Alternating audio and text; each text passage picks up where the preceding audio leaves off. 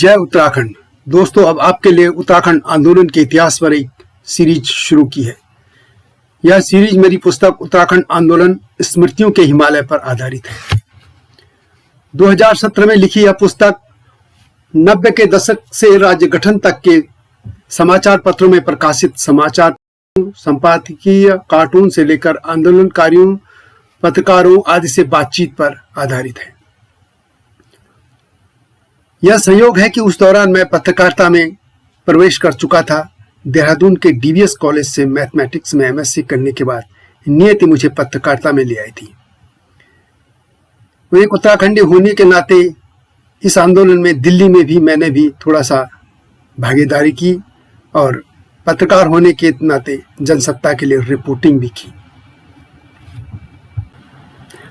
आगे बढ़ने से पहले मैं आंदोलन के योद्धा व पहाड़ के गांधी इंद्रमणि बडोनी, शहीदों व आंदोलनकारियों को स्मरण कर नमन कर रहा हूं। और दोस्तों, इस चैनल को लाइक व सब्सक्राइब करना न भूलना। दोस्तों, उत्तराखंड राज्य आंदोलन सीरीज की यह दूसरी कड़ी है। पहली कड़ी के तहत पौड़ी से आंदोलन की चिंगारी को लेकर मैं जानकारी दे चुका हूं। अब पौड़ी के पुलिस गोलीकांड से आगे की घटनाओं की जानकारी देने से पहले मैं चाहता हूं कि उस दौर के देश भर के और उत्तराखंड के राजनीतिक हालात की चर्चा कर ली जाए, ताकि आप उसकी पृष्ठभूमि समझ सकें। जैसा कि आप भी जानते हैं, उत्तराखंड राज्य की मांग को लेकर उत्तराखंड क्रांति दल यानी यूकेडी ने 80 के दशक में व्यापक आंदोलन चलाया था। उसने यह मुद्दा पहाड़ के गांव-गांव तक पहुंचा दिया था, लेकिन दिल्ली हो या लखनऊ उसकी आवाज नहीं सुनी गई। वर्ष 1987 में यूकेडी ने दिल्ली में भी यह मांग बुलंद की थी। उस दौर में देश की सबसे प्रभावशाली पार्टी कांग्रेस थी और वह नए राज्यों के गठन के पक्ष में नहीं थी। उसे भय था कि एक भी राज्य बनाने से देश भर में अन्य राज्यों की मांग उठने लगेगी। तब झारखंड, गोरखालैंड, इस तरह के कई क्षेत्रों से मांग उठ रही थी। कांग्रेस सिर्फ उत्तराखंड के लिए हिल काउंसिल की बात गुपचुप तरीके से करने लगी थी। भाजपा ने भी विधिवत तरीके से 1990 में बनाने की बात कही थी। तब उसी राष्ट्रीय कार्यकारिणी ने उत्तरांचल और वनांचल यानी झारखंड बनाने की बात कही थी। लेकिन इससे पहले 1989 में केंद्र में विश्वनाथ प्रताप सिंह के नेतृत्व वाली राष्ट्रीय मोर्चा सरकार आ चुकी थी, लेकिन वह सरकार भी इस मुद्दे पर मौन रही। इसके बाद केंद्र में 1991 में कांग्रेस की सरकार आ गई और पीवी नरसिंह राव प्रधानमंत्री बने। अप्रैल मई 1994 की बात है, तब केंद्र में कांग्रेस की सरकार थी और उस दौरान कांग्रेस के नेताओं ने ऋषिकेश में उत्तराखंड को लेकर एक कार्यक्रम आयोजित किया था। यूकेडी के वरिष्ठ नेता इंद्रमणि बडोनी मुनि की रेती ऋषिकेश में ही रहते थे। वहां बडोनी जी और कांग्रेस के कुछ नेताओं की अनौपचारिक बातचीत में तय हुआ कि केंद्र सरकार के साथ उत्तराखंड को लेकर बातचीत की पहल होनी चाहिए। अंततः तत्कालीन केंद्रीय गृह राज्य मंत्री राजेश पायलट के साथ यूकेडी नेताओं की एक बैठक तय हो गई। पहली बैठक पायलट के दिल्ली आवास पर रात्रि भोज पर हुई। उस बैठक में इंद्रमणि बडोनी के नेतृत्व में काशी सिंह गरी, पूर्ण सिंह डंगवाल समेत 1.5 दर्जन नेता शामिल हुए थे। यह पहली बैठक बेनतीजा रही, लेकिन केंद्र सरकार तक उत्तराखंड की मांग रिकॉर्ड में आ गई थी। दूसरी बैठक में पायलट ने यूकेडी नेताओं से कहा कि देश भर में छोटे राज्यों की मांग को लेकर कई आंदोलन चल रहे हैं। उत्तराखंड से तेज तो झारखंड आदि क्षेत्रों में है, फिर उत्तराखंड को ऐसे ही कुछ दे सकते हैं। इस बैठक के आयोजनकर्ताओं में से एक कांग्रेस नेता किशोर उपाध्याय कहते हैं कि पायलट ने यूकेडी नेताओं से कहा कि पहले आंदोलन तो तेज कीजिए, तब तो कुछ मिलेगा। यह उस दौर की बात है जब कांग्रेस की केंद्र सरकार उत्तराखंड के लिए स्वायत्त पर्वतीय परिषद से आगे नहीं बढ़ रही थी, लेकिन उत्तराखंड क्रांति दल पूर्ण राज्य से कम का दर्जा देने पर सहमत नहीं था। इसके बाद यूकेडी नेताओं ने आंदोलन फिर से तेज करने की तैयारी कर दी थी और पार्टी सक्रिय होने लगी थी। इसी दौरान मुलायम सिंह का आरक्षण का फरमान आ गया और फिर उसने यूकेडी को आंदोलन तेज करने का अवसर दे दिया था। यह वो दौर था जब देश में विश्वनाथ प्रताप सिंह की मंडल और भाजपा की कमंडल राजनीति चल रही थी। अयोध्या में बाबरी मस्जिद का ढांचा गिराया जा चुका था। इस तरह अयोध्या में राम मंदिर के लिए आंदोलन कर रही भाजपा ने उत्तराखंड का मुद्दा उत्तरांचल के नाम से हथिया कर उत्तराखंड में कांग्रेस को हाशिए पर डाल दिया था। जबकि यूकेडी ही वह पार्टी थी जिसने उत्तराखंड राज्य के लिए लंबा संघर्ष किया था और इस मांग को गांव-गांव, घर-घर तक पहुंचा दिया था। यूकेडी ने 80 के दशक में राज्य की मांग पर कई सफल आंदोलन किए, लेकिन 90 के दशक आते आते यह आंदोलन लगभग शांत हो चुका था। परंतु अब मुलायम सिंह के आरक्षण के फैसले के खिलाफ शुरू इस आंदोलन ने हाशिए पर पड़ी यूकेडी में राजनीतिक तौर पर जान फूंक दी थी। यूकेडी ने भी इस बार पूरी ताकत अपनी लगा दी थी। कांग्रेस और भाजपा के बड़े नेताओं को नकारते हुए लोग अब यूकेडी के साथ खड़े होने लग गए थे। दरअसल 90 के दशक शुरू होते ही उत्तराखंड राज्य की मांग का मुद्दा भाजपा ने उत्तरांचल का नारा देकर यूकेडी से छीन लिया था। वैसे तो उत्तराखंड आजादी के आंदोलन के समय से ही कांग्रेस का मजबूत गढ़ रहा था, लेकिन उत्तराखंड की मांग होने पर कांग्रेस के राष्ट्रीय नेतृत्व से जब लोगों को सकारात्मक उत्तर नहीं मिला तो वे उससे विमुख होने लगे थे। कभी छोटे राज्यों के गठन के विरोध में ही रही भाजपा ने 90 के दशक में उत्तराखंड को अलग राज्य बनाने का प्रस्ताव अपने अधिवेशन में पारित कर दिया था। इसके बाद उत्तराखंड में भाजपा को अपना जनाधार बढ़ाने का आधार मिल गया था। राम मंदिर और अलग राज्य के लिए आंदोलन करने से उत्तर प्रदेश के साथ उत्तराखंड में भाजपा प्रमुख पार्टी बनकर सामने आ गई थी और उसने कांग्रेस को हाशिए पर धकेल दिया था। भाजपा उत्तराखंड की बजाय उत्तरांचल के नाम से राज्य आंदोलन कर रही थी। इससे उत्तराखंड क्रांति दल, उत्तराखंड संघर्ष वाहिनी जैसे दल व संगठन भी असरहीन हो लगे थे।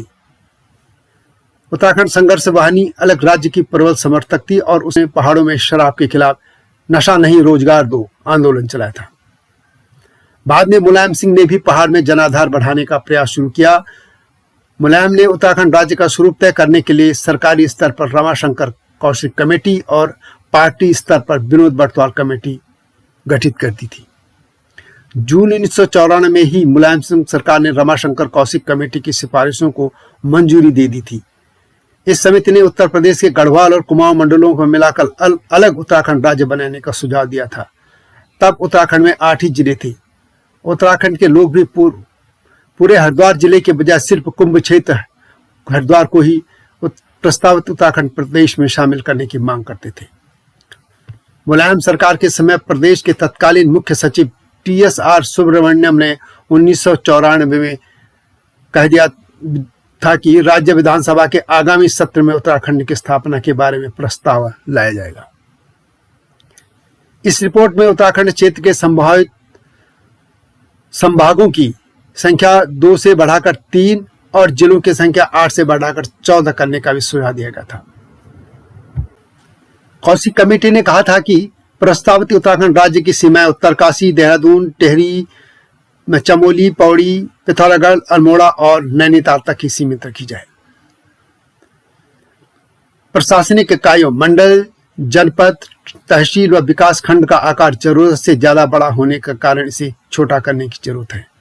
नए जिलों के बारे में समिति ने कहा था कि ये कहां बने और उनके तहत कौन कौन से क्षेत्र हैं, या फैसला स्थानीय जनता की आकांक्षाओं और प्रशासनिक सुविधाओं के आधार पर किया जाना चाहिए। इस रिपोर्ट के अनुसार उत्तराखंड का तीसरा मंडल गढ़वाल और कुमाऊं मंडलों के बीच में होना चाहिए। इनमें 4-4 जिले रखे जाने की बात कही थी।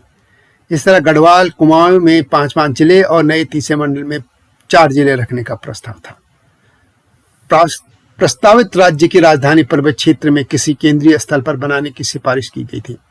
इसमें कहा गया था कि राज्य की राजधानी ऐसी जगह हो जहां से उत्तराखंड के विभिन्न भागों में लगभग समान तौर पर आसानी से पहुंचा जा सके। समिति ने राजधानी के लिए चमोली जिले के गैरसैंण को उपयुक्त बताया था। समिति का मत था कि आय के समस्त स्रोतों की स्थिति को देखते हुए उत्तराखंड राज्य की वित्तीय स्थिति हिमाचल प्रदेश से बहुत भिन्न नहीं होगी। हिमाचल प्रदेश की तर्ज पर हिमालयी क्षेत्र के दूसरे राज्यों की तरह उत्तराखंड में विशेष श्रेणी का राज्य होगा। इस कारण से भी केंद्र से विशेष केंद्रीय सहायता मिलनी चाहिए। इन कदमों से उत्तराखंड में सपा नेताओं ने मुलायम सिंह को पहाड़ का विकास पुरुष घोषित करने का अभियान सा छेड़ दिया था। परंतु आरक्षण के फरमान ने मुलायम सिंह का पहाड़ में अपनी पार्टी सपा का पसारने का सपना ध्वस्त हो गया था। मुलायम सिंह व उसकी सपा उत्तराखंड में खलनायक होते जा रहे थे, जबकि इससे पहले जब मुलायम सिंह ने कौशिक कमेटी और बर्थवाल कमेटी गठित की थी तो लग रहा था कि सपा यह मुद्दा भाजपा से छीन लेगी, लेकिन मुलायम के इस फैसले ने बाजी पलट दी थी। आरक्षण का फरमान जारी होने से पहले मुलायम सिंह की सपा उत्तराखंड राज्य के समर्थन में मैदान में थी, लेकिन अब यह आंदोलन मुलायम सिंह के लिए बड़ा सरदर्द बन गया था। पौड़ी गोलीकांड के विरोध में प्रदर्शन हो रहे थे और मुलायम सिंह यादव पे पुतले फूके जा रहे थे। अब आंदोलन में वकील, सामाजिक कार्यकर्ता, वाहनों के यूनियनें या मजदूर संगठन भी कूदने लगे थे। नुक्कड़ सभाएं हो रही थी। यूकेडी नेताओं को आमरण अनशन से जबरदस्ती और हिंसक तरीके से उठाने की कार्रवाई की चारों तरफ निंदा हो रही थी। आरक्षण विरोधी आंदोलन और पौड़ी कांड ने यूकेडी में नई जान फूंक दी थी। इससे कांग्रेस, भाजपा जैसी राजनीतिक पार्टियां परेशान थी। आरक्षण विरोधी संयुक्त संघर्ष समितियां, वाहिनी, सामाजिक चेतना विकास मंच जैसी नामों से कई संस्थाएं हर गांव, शहर, कस्बों में गांव बनती जा रही थी। आरक्षण विरोधी आंदोलन छात्रों और यूकेडी के कंधों पर पूरी तरह टिक गया था। पहाड़ के इस उग्र आंदोलन को देखकर भाजपा भी सक्रिय हो गई थी। दिल्ली में 14 अगस्त 1994 को भाजपा ने बैठक कर राष्ट्रपति को ज्ञापन देने का फैसला किया। भाजपा के वरिष्ठ नेता अटल बिहारी वाजपेयी के नेतृत्व में हुई इस बैठक में पहाड़ के आंदोलन को समर्थन दे दिया गया था। राष्ट्रीय पार्टी के खुलकर पहाड़ के आंदोलन के समर्थन में कूदने से आंदोलनकारियों के हौसले बुलंद हो गए थे। हालांकि भाजपा की दुविधा बरकरार थी। वह आंदोलन का समर्थन तो कर रही थी, लेकिन उत्तर प्रदेश की राजनीति के चलते ओबीसी आरक्षण की विरोधी भी नहीं दिखना चाहती थी। भाजपा इससे पहले सत्ता में रहते हुए उत्तर प्रदेश विधानसभा में 12 अगस्त 1991 को अलग राज्य उत्तरांचल बनाने का संकल्प पारित कर चुकी थी। अब भाजपा ने तय किया था कि मुलायम सिंह सरकार के आरक्षण नीति के विरोध में 12 अगस्त को पहाड़ के 8 जिलों में उत्तरांचल दिवस मनाया जाएगा। इस पर कांग्रेस ने भी अपनी सक्रियता बढ़ाती थी और उसने एक अपनी टीम उत्तराखंड में भेजी थी। दिल्ली से कांग्रेस हाईकमान ने हालात का जायजा लेने के लिए कांग्रेस सेवा दल के उपाध्यक्ष हरीश रावत के नेतृत्व में एक दल वहां भेजा था। उसमें किशोर उपाध्याय, सतपाल महाराज आदि नेता शामिल थे। इस दल ने प्रधानमंत्री पीवी नरसिंह राव को रिपोर्ट सौंपी थी और इस रिपोर्ट में पर्वतीय जिलों के लोगों के लिए 7% आरक्षण देने की मांग की गई थी।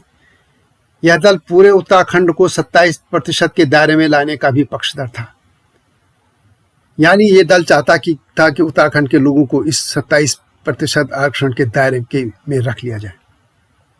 इसके साथ ही पहाड़ी क्षेत्र में तृतीय और चतुर्थ श्रेणी की नौकरियां स्थानीय लोगों को देने की सिफारिश की गई थी। इधर पहाड़ में हालात सुधरने के बजाय दिन प्रतिदिन बिगड़ रहे थे। आंदोलन शहर, कस्बों की सीमाएं पार कर पहाड़ के गांव तक पहुंच गया था। राजनीतिक पार्टियां और संगठन तो मैदान में थे ही। अब पहाड़ के लगभग सभी स्कूल कॉलेजों के छात्रों के साथ ही आम लोग भी पूरे जोश खरोश के साथ आंदोलन में शामिल हो गए थे।